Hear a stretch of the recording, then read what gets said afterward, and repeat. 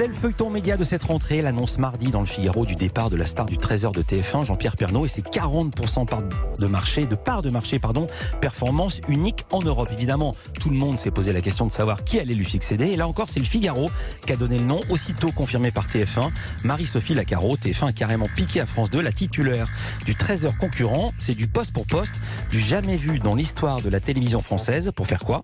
Eh bien, c'est justement ce qu'on va voir avec vous, Thierry Tullier. Bonjour.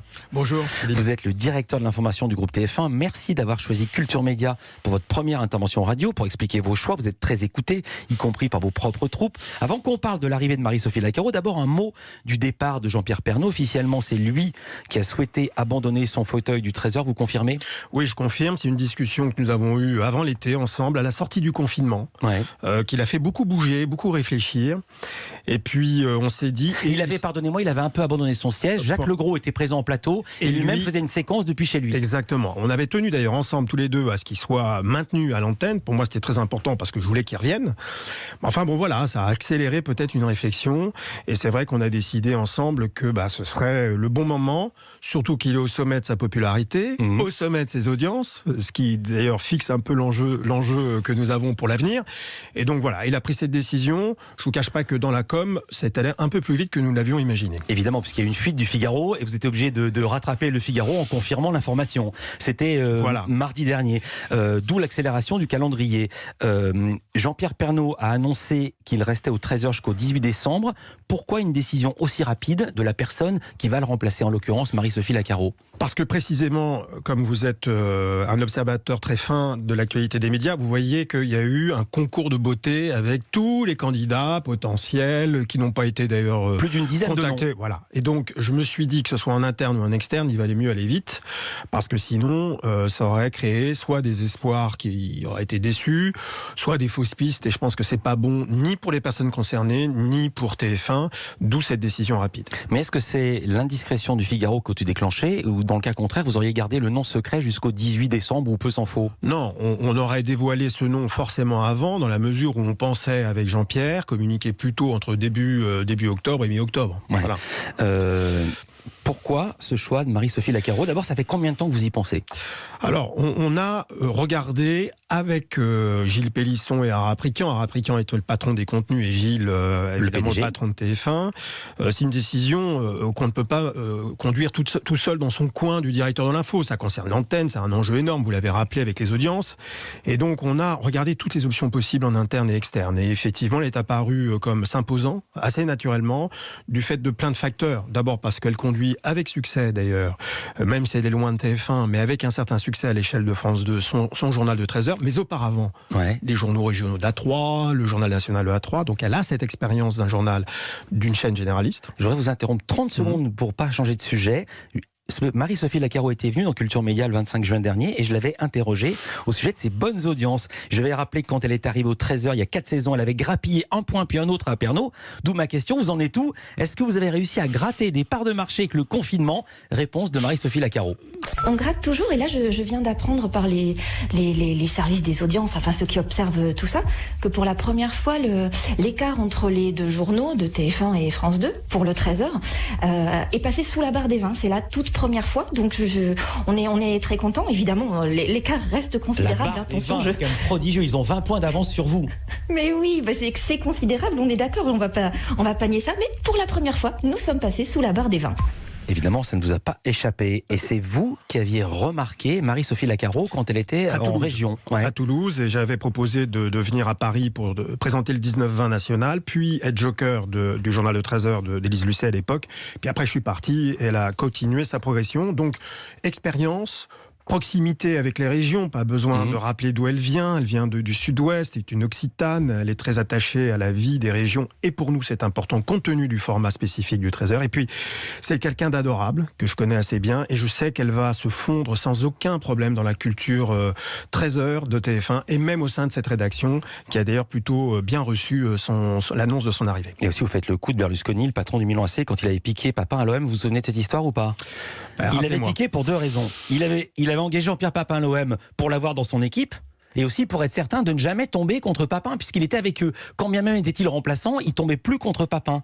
Donc là, vous avez piqué, si j'ose dire, Marie-Sophie Lacaro à France Télévisions. Alors c'est pas la raison de ce choix. La raison de ce choix, je voulais expliquer. Puis je voulais aussi saluer Laurent Guimier parce que c'est vrai que c'est mon premier coup de fil que je vais passer finalement depuis son arrivée. C'est un coup de fil désagréable pour lui et je me mets à sa place, c'est jamais agréable. Donc voilà, je suis désolé évidemment pour mes camarades de France Télé, mais bon, voilà, c'est la vie des entreprises. Un mot du timing, quand vous l'avez appelé, il était au courant ou il n'était pas au courant? C'est vous qui lui avez appris? Non.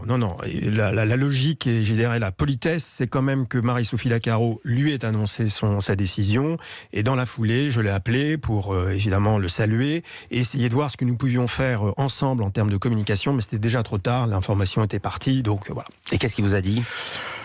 Qu'est-ce que vous voulez dire? Mon ami, tu me sabonnes la planche à peine d'arriver? Non, il n'a pas dit ça. Il en prend acte et puis voilà, et puis il fait avec. Et puis ensuite, il faut qu'il gère toute la rédaction et les annonces. Donc je l'ai laissé et je pense que j'aimerais qu'on puisse se parler d'une manière plus sereine après ces événements. Parce qu'il a fait un tweet en disant les meilleurs talents sont sur France 2. Sous-entendu, elle perd son talent en allant sur TF1. J'ai pas pris ça comme ça. J'ai plutôt vu comme une reconnaissance du choix que nous avons fait. Et est-ce que Gilles Pélisson a appelé Delphine Ernotte? Comment ça se passe dans ces cas-là? On a envie d'être la petite souris et de... Écoutez, dans ces cas-là, je pense que le plus important, c'est de la correction, une forme, je le répète, de politesse entre grandes entreprises. C'est pas une habitude, vous l'avez dit vous-même, c'est assez rare. Et donc oui, Gilles a appelé Delphine Ernotte. Ils ont échangé ensemble. Je peux pas vous dévoiler ce qui s'est dit. Mais enfin, en général, c'est assez bref. C'est une information qui est donnée, un échange rapide. Et puis ensuite, écoutez, la vie de nos entreprises reprend. On fait une pause rapide. Vous restez avec nous, Thierry Tullier. On a encore plein de questions à vous poser, notamment que va faire Marie-Sophie Lacaro au 13h de TF1? Est-ce qu'elle va tout chambouler? On a bien compris que non, mais comment va-t-elle inscrire sa patte? On vous raconte ça tout de suite. En compagnie de Thierry Tullier, le directeur de l'information du groupe TF1, on parle du départ annoncé de Jean-Pierre Pernaut du 13h de TF1. Ça sera le 18 décembre. Il y aura ensuite une petite pause. Voilà, dans le trêve des confiseurs, il sera remplacé par Jacques Legros. Et puis Marie-Sophie Lacaro, si je me souviens bien, va démarrer le 4 janvier 2021. Vous avez déclaré jeudi à vos équipes, vous et elle, c'est un alliage qui va cartonner. Et vous avez également demandé à vos équipes de l'accueillir avec bienveillance, parce que c'était pas gagné. Non, c'est une rédaction très bienveillante, justement, celle de TF1.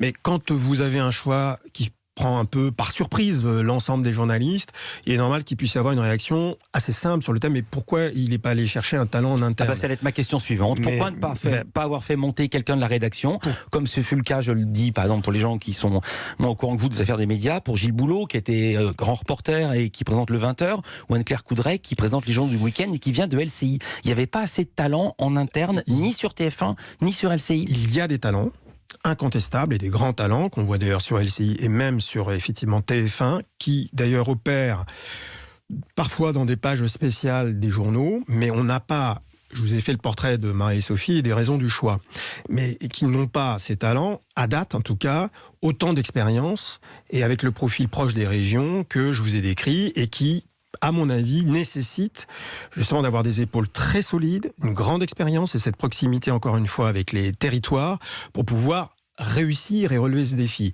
Voilà, c'est assez simple de le penser. Ça ne veut pas dire qu'il n'y a pas de talent en interne, ça veut dire que ce talent-là, à 13h, nous ne l'avions pas tout de suite, en tout cas, préparé pour prendre la relève de Jean-Pierre Pernaut. Que va-t-il se passer maintenant pour Marie-Sophie Lacaro? Si j'ai bien compris, elle va faire le tour des régions, le tour des correspondants. Pour nous, c'est important parce que, comme vous l'avez indiqué, on ne change pas le format du 13h. Le 13h est un format qui fonctionne très bien. Il a été longtemps raillé. Aujourd'hui, il est envié par beaucoup de personnes. Et donc, on va le préserver avec, évidemment, la singularité de la personnalité de Marie-Sophie. Mais pour autant, il faut que Marie-Sophie, justement, fasse un peu sa grande tournée, fasse connaissance avec le réseau de correspondants qui a fait le succès du 13h. Et donc, dès son arrivée, mi-octobre, début novembre, elle va rencontrer tous les correspondants dans leur région et aller au contact pour qu'on lui passe le témoin. Vous savez, la notion de passation de témoin, qui est d'ailleurs le terme retenu par Jean-Pierre, est très important parce qu'on ne veut pas de rupture. On veut quelque chose qui se passe naturellement et du mieux possible. Et donc, c'est vrai que ce préambule et ce préalable-là, qui est la visite finalement sur le terrain de Marie-Sophie Lacaro, est aussi un symbole fort de dire on continue. Parce que ce qu'il faut dire, c'est que le 13h de Jean-Pierre Pernaut est fabriqué presque de manière particulière, avec presque des équipes dédiées, parfois en collaboration avec la presse régionale, c'est ça? 80% du journal de 13h est fabriqué en région. avec une petite partie de la rédaction parisienne qui produit du news parfois ou lorsqu'il est envoyé sur le terrain, mais pour l'essentiel du succès, c'est vraiment cette capacité à drainer l'actualité en région, mais pas que l'actualité, c'est les modes de vie, c'est les terroirs, c'est les traditions, c'est aussi certaines modernités, parce qu'il y a aussi beaucoup de choses modernes qui se passent en région, et heureusement. Et donc, tout ceci irrigue finalement notre journal, et c'est important de préserver ce lien. Voilà. Elle est dans quel état, Marie-Sophie Lacaro ? Mais écoutez, c'est une femme de caractère. Alors, elle est comme ça, très sympa, très douce. Non, mais là, en ce moment, parce que c'est une accélération de vie. Là, elle est, je pense, très impatiente de nous rejoindre. En tout cas, c'est ce qu'elle m'a dit. Il se trouve que je crois qu'elle a passé son week-end en famille dans le sud-ouest, justement. Ouais. Elle est repartie tout de suite vers ses racines. Et on l'attend avec impatience. Non, elle est à la fois stimulée, j'ai des reconnaissantes aussi de ce choix. Et donc, voilà. Et on l'attend avec impatience parce qu'on veut commencer très vite ce travail. C'est toujours amusant de réécouter à la faveur de ce qu'on sait, une ancienne archive. C'est une archive qui date d'il n'y a pas longtemps, c'était jeudi. Parce que France 2 a décidé dès jeudi de se séparer de Marie-Sophie Lacaro, donc le jour même de l'annonce de son départ pour TF1. Elle n'a même pas fini la semaine aux 13h. Son dernier JT de 13h, c'était donc jeudi et non pas vendredi. Alors écoutez, c'est marrant de réécouter la fin de son journal avec la petite hésitation, comme si elle se demandait si elle allait être là le lendemain ou pas. Je vous souhaite un bon après-midi et je vous dis à demain, 13h. À demain, 13h. Bon, m'inquiétez pas. Jean-Pierre Pernaut veut faire quoi ? Jean-Pierre, il a... Alors, moi, je veux dire le titre que j'ai vu. On l'annonce dans les opérations spéciales. Pardon de vous dire ça. C'est pas un peu un placard ? C'est pas un peu ce qu'on dit quand on veut se débarrasser de quelqu'un ? Non, parce que justement, il n'y a pas que ça, mais je vais le décliner. Et puis les opérations spéciales, vous savez, il a créé 2 opérations spéciales dans le 13h. SOS Village, le plus beau marché. C'est des opérations très lourdes, très importantes, très populaires. Et en accord avec Marie-Sophie et Jean-Pierre, on va les poursuivre avec Jean-Pierre. Mais par ailleurs, on a plein d'autres projets. Et d'ailleurs, je me demande s'il va cesser de travailler un jour, mais plein de projets. D'abord, il va créer une web TV, on y tient en tout cas, JPP TV sans doute. Où c'est Jean-Pierre Papin qui a les droits, il n'aura pas le droit. Il l'a déposé, je crois, à Jean-Pierre Pernaut. Et Jean-Pierre a plein de projets sur le web, parce que il a une touche, il a une histoire, il a un public, il a un lien populaire, donc on va le faire avec lui. On va créer un magazine autour des terroirs, de découverte aussi des régions, dans la case de dimanche, ou de samedi ou du dimanche de reportage. Qui suit le 13h. Donc vous voyez, ce sont des projets très lourds, dont on va commencer à parler. Je l'ai vu ce matin, pour tout vous dire, avant de venir. On a commencé à dire, il faut mettre ça en œuvre, il faut organiser les équipes pour commencer à phosphorer. Dès le mois de janvier, hop, il sera dans son autre mode de collaboration avec TF1. Un mot sur ce magazine du samedi ou du dimanche que vous nous annoncez. Il sera à l'antenne ou simplement il sera le maître d'œuvre ? Non, il sera, lui, à l'antenne. Il apparaîtra à l'antenne. On le verra. Oui, on le verra, parce que c'est pour moi très important de le voir.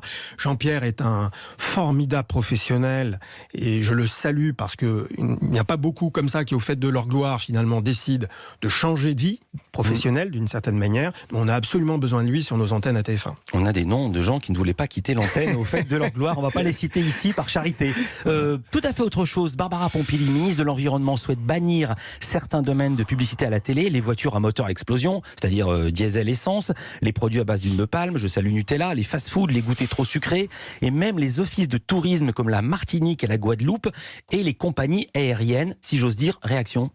Écoutez, réaction. D'abord, c'est pas la première fois que le groupe TF1 accompagne les évolutions de la société, si vous voulez, parce que il y a eu quand même beaucoup de progrès, notamment dans les écrans publicitaires qui tiennent compte un peu de la santé des Français. Donc, c'est pas une première. La seconde, je voulais vous dire, c'est que malgré tout, il y a des discussions en cours. Et là, on touche quand même au modèle économique des chaînes privées, du secteur privé de l'audiovisuel et radio. D'ailleurs, vous êtes directement concernés. Et il faut savoir que ce modèle économique finance des rédactions, une information forte, finance des fictions, des milliers d'emplois. Et donc je pense que pour le moins, il faut de la concertation, des échanges avant de prendre des décisions un peu trop radicales. Et je pense qu'on n'en est pas là. Heureusement, il y a des discussions en cours entre les grands groupes de télé et les autorités gouvernementales. Et je souhaite qu'effectivement, toutes les voix soient entendues afin d'arriver à une solution acceptable pour tout le monde. Merci beaucoup Thierry Tulier. Je rappelle que vous êtes le patron de l'information de TF1. Merci d'avoir choisi Culture Média pour vous exprimer